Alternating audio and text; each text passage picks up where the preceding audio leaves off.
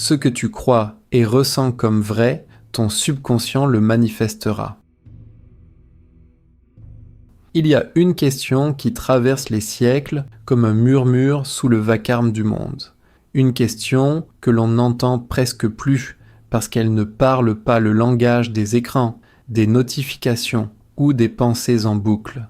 Cette question, certains êtres humains l'ont entendue très clairement au fond d'eux-mêmes.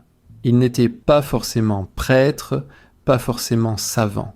On les appelait les mystiques, et cette question, c'est celle-ci. Êtes-vous vraiment celui que vous croyez être ? La question peut sembler absurde. Bien sûr que vous êtes vous-même. Vous avez un nom, une histoire, des souvenirs, des émotions, une voix intérieure qui commente chaque instant de votre vie. Pourtant, avez-vous déjà senti une fraction de seconde que cette voix n'était peut-être pas la totalité de ce que vous êtes ? Que derrière le bavardage constant du mental, il y a autre chose, quelque chose de silencieux, quelque chose de plus vaste. Et si cette sensation fugace n'était pas une illusion, mais au contraire la clé d'un mystère que la modernité a recouvert ? Les mystiques, à travers les âges et les cultures, auraient touché du doigt une réalité intérieure que notre époque ne sait plus voir. Une réalité où la conscience n'est pas simplement la pensée, mais un espace de perception immense dans lequel la pensée elle-même apparaît et disparaît. Nous allons explorer cette dimension oubliée, pas comme un cours, pas comme une théorie abstraite, mais comme une lente plongée. Une plongée dans les profondeurs de votre propre esprit, à la lueur de ce que disaient des explorateurs de l'invisible comme Carl Jung, Joseph Murphy, David Bohm ou Itzhak Bentov. Ce voyage ne va pas vous apporter des certitudes, il va doucement effriter celles que vous aviez. Et si vous restez jusqu'au bout, une chose est presque sûre, vous ne regarderez plus jamais le silence intérieur de la même façon. Regardez votre vie intérieure en ce moment même. Une pensée apparaît, puis une autre. Une image, un souvenir, un jugement, une inquiétude, cette noria mentale ne s'arrête quasiment jamais, sauf peut-être dans les interstices quand vous êtes absorbé par un coucher de soleil, ou juste avant de vous endormir. On nous a appris que ce flot, c'était nous, que la pensée, c'était la conscience, que le moi, c'était ce narrateur infatigable qui tisse le fil de notre identité. Et pourtant, posez-vous une question étrange. Qui observe ce flot ? Prenez un instant. La question n'est pas « que pensez-vous ?», mais « qui ou quoi perçoit la pensée surgir ?» Essayez. Une pensée arrive, vous la remarquez. Il y a donc, à l'évidence, une présence en vous qui est antérieure à la pensée, qui la contemple, qui la voit naître et mourir. La modernité a réduit l'esprit à un logiciel de traitement de l'information, un ordinateur biologique qui calcule, associe, produit. Mais cet observateur silencieux, la science ne sait pas vraiment quoi en faire. Il n'entre pas dans les cases. Alors on l'oublie. On ne l'éduque pas, on bourre l'enfant de contenu, on gave le mental de concepts et la présence silencieuse qui perçoit tout cela reste une terra incognita, presque un angle mort de la civilisation. Les mystiques, eux, n'ont jamais oublié cet angle mort. Ils en ont fait leur territoire de chasse. Leur intuition fondamentale, c'est que la pensée n'est pas la conscience. Elle en est un produit, un outil, un épiphénomène qui flotte à la surface d'un océan bien plus profond. Aussi longtemps que vous vous identifiez à la vague qui écume, vous ignorez l'immensité liquide en dessous. Leur expérience centrale, que l'on retrouve dans la mystique rhénane, le soufisme, le zen, la kabbale ou les traditions contemplatives de l'Inde, c'est l'expérience du silence intérieur. Non pas un silence d'ennui ou de vide stérile, mais un silence vivant, chargé d'une présence d'une intensité presque insoutenable où le vacarme mental se dissout. Ceux qui l'ont vécu décrivent un phénomène saisissant. Le moi, Cette structure de pensée et de souvenir à laquelle on s'accroche comme à une bouée commence soudain à perdre de sa consistance. Dans ce grand calme, les frontières du je deviennent poreuses. La sensation de séparation s'atténue. Ce n'est pas une anesthésie. C'est au contraire un surcroît de lucidité, un éveil paradoxal, comme si, en cessant de se penser sans arrêt, on se sentait soudain plus vivant que jamais. Et quelque chose d'étrange surgit. Une autre forme de réalité semble accessible. Non pas un délire, non pas une hallucination, mais une perception directe, non filtrée par le langage. Une saisie intuitive de l'unité des choses, une clarté qui ne passe pas par le raisonnement. Les mots deviennent maladroits pour en parler, parce que cette réalité est précisément ce qui échappe au découpage du verbe. Vous avez peut-être vous-même effleuré cet état, sans le savoir. Un moment où, en pleine nature, ou en contemplant une œuvre d'art, ou dans une intense concentration amoureuse, le temps s'est suspendu. Et avec le temps, le bavardage intérieur s'est tu. Il n'y avait plus de commentateur, plus de distance, juste l'expérience pure. Ce n'était pas un vide, c'était une plénitude. Vous ne regardiez pas le coucher de soleil. Vous étiez, d'une certaine manière, le coucher de soleil, sans perdre votre individualité corporelle. C'est ce genre d'indice que les mystiques ont suivi, comme un fil d'Ariane pour plonger dans les profondeurs de l'esprit humain. Pour comprendre ce qu'ils ont trouvé, il faut oser regarder en face ce que Carl Jung a appelé l'ombre et l'inconscient. Jung n'était pas un mystique, c'était un explorateur intrépide de la psyché. Il a passé sa vie à cartographier ce territoire que le rationalisme méprise. Les rêves, les fantasmes, les mythes, les symboles.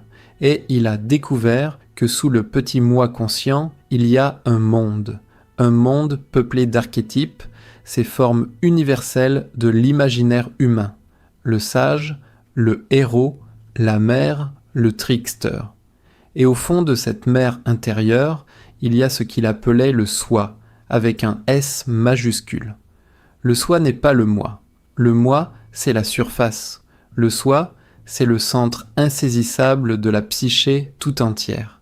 Un centre qui ne se limite pas au conscient, mais englobe l'inconscient personnel, et même collectif.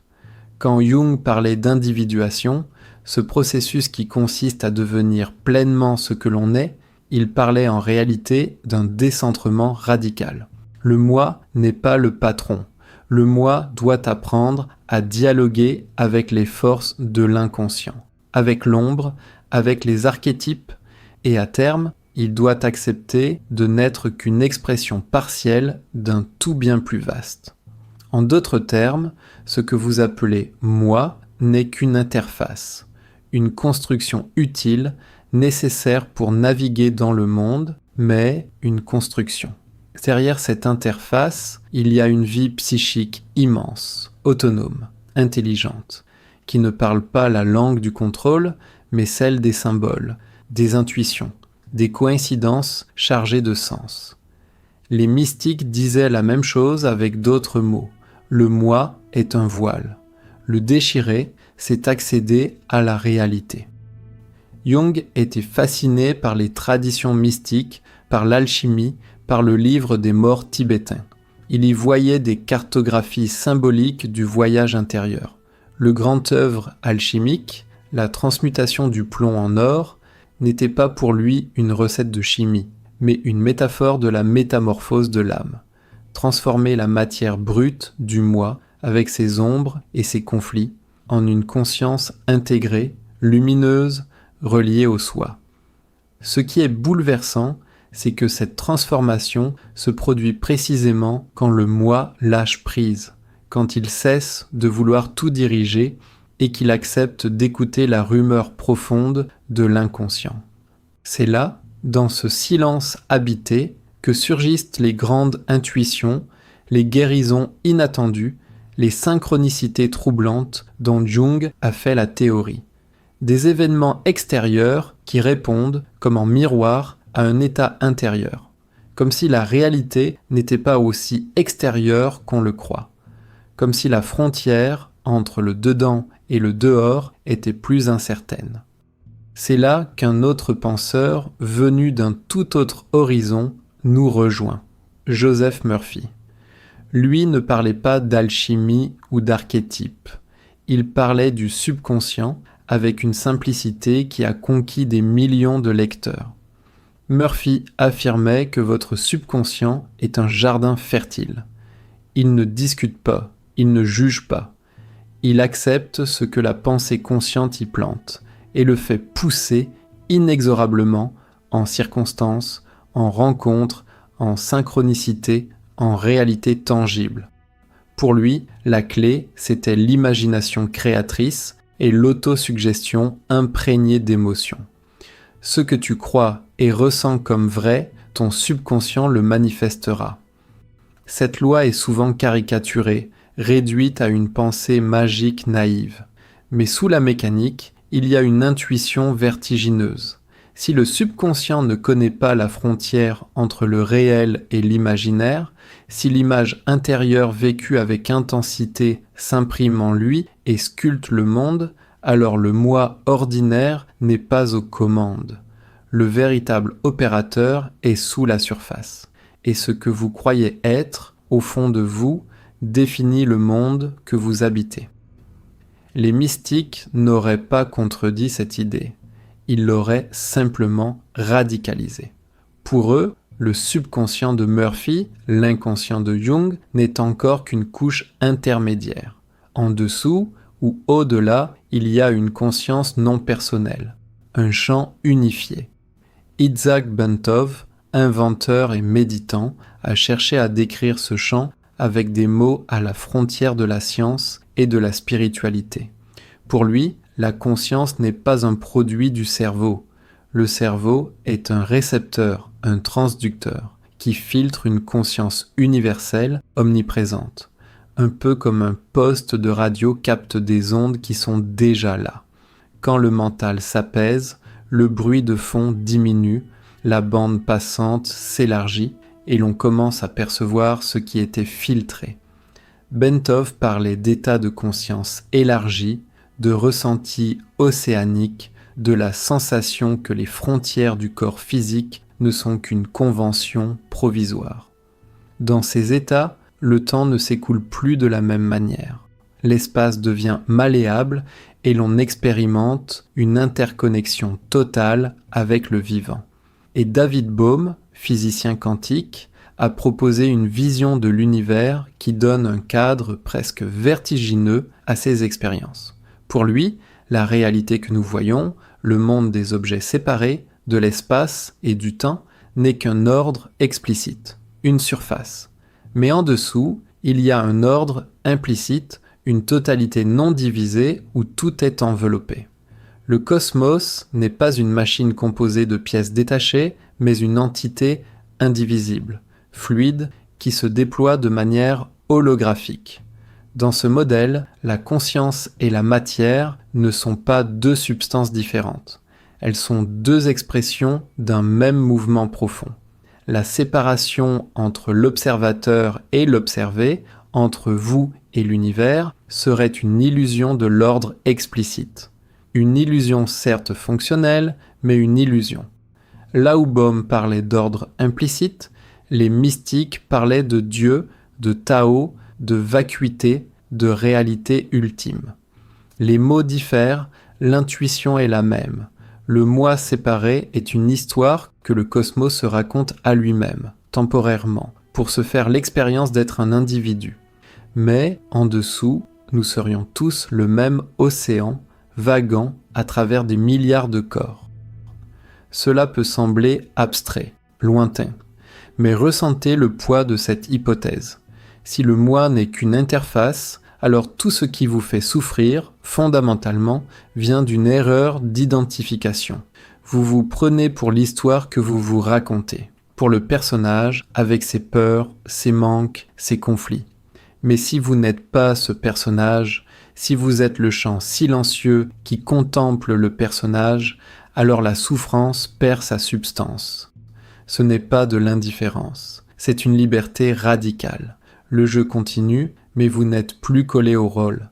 Vous pouvez agir, aimer, créer, mais sans cette crispation mortelle du moi qui a peur de disparaître.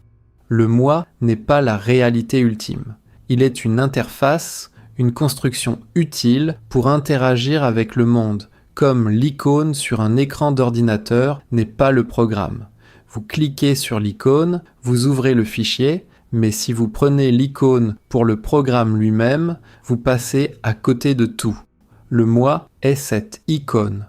Derrière lui, il y a une conscience vaste, impersonnelle et pourtant intimement vous. Une présence que vous êtes, mais que vous ne pouvez posséder. Quand cette idée bascule du concept intellectuel à l'expérience vécue, quelque chose se défait. Une tension fondamentale, une peur archaïque. Ce n'est pas une croyance à adopter, c'est une exploration à mener. Et cette exploration, on la fait ici, maintenant, à chaque fois que l'on se souvient de poser la question « À qui appartient cette pensée ? Qui suis-je au-delà de ce que je pense être ?» La réponse n'est pas dans un mot, elle est dans le regard silencieux, dans cette qualité d'attention où l'on observe sans juger, sans chercher à contrôler. Essayez peut-être en ce moment même. Laissez vos pensées couler. Vous n'êtes pas obligé de les suivre. Voyez-les comme des nuages. Derrière les nuages, le ciel. Ce ciel, c'est la conscience. Le ciel n'est pas atteint par les nuages. Il n'est ni éclaboussé par la pluie, ni brûlé par les éclairs. Il est le fond silencieux, immuable, sur lequel toute la météo mentale se déroule. Et ce ciel, c'est ce que vous êtes. Pas le personnage qui subit la météo, le ciel. Réintégrez cette perspective dans votre vie quotidienne. Qu'est-ce que cela change ? Cela ne vous empêche pas de vivre, de ressentir, d'aimer, de souffrir parfois. Mais cela introduit une dimension nouvelle, la dimension de l'espace intérieur. Au lieu d'être entièrement absorbé par le prochain problème, la prochaine inquiétude, vous pouvez, même au cœur de la tourmente, sentir la présence silencieuse qui est en arrière-plan. C'est un art, une discipline intérieure que les mystiques appelaient la contemplation. Non pas fuir le monde, mais le vivre sans s'y perdre. Être dans le monde sans être du monde. Voir l'ordre implicite dans les plis de l'explicite. Sentir que la personne assise en face de vous n'est pas séparée de vous, qu'elle baigne dans le même champ, qu'elle est une autre modulation de la même unique conscience. Cela ne se décrète pas, cela se vit. Et parfois, un simple sourire, un silence partagé, une écoute totale sont plus révolutionnaires que tous les discours. Parce qu'ils viennent de cette dimension, pas du moi. Nous approchons de la fin de ce voyage, mais la fin n'est jamais vraiment une fin dans cette perspective. Le mystère ne se résout pas, il s'approfondit. Les mystiques savaient que l'ultime secret est qu'il n'y a pas de secret caché, mais une réalité évidente que l'on ne voit plus parce qu'on la regarde à travers les filtres du moi. La porte est ouverte depuis toujours. Le silence intérieur est là, juste sous le bruit. La question n'est plus de savoir si c'est vrai, mais de savoir pourquoi nous passons notre vie à regarder les nuages sans jamais remarquer le ciel. Alors voici la question que je vous laisse. Comme on dépose une lampe au bord d'un chemin la nuit, elle pourrait rester longtemps en vous, remonter dans des moments de solitude, faire son travail en silence, la voici. Si vous n'étiez pas le penseur de vos pensées, si vous étiez l'espace dans lequel tout apparaît, qui seriez-vous vraiment ? Et que deviendrait votre vie si vous vous éveilliez, même un instant, à cela ? Ne cherchez pas la réponse. Laissez la question vivre en vous. C'est dans cette absence de réponse, dans cette suspension fertile, que quelque chose peut peut-être s'ouvrir, comme une porte qui n'avait jamais été fermée.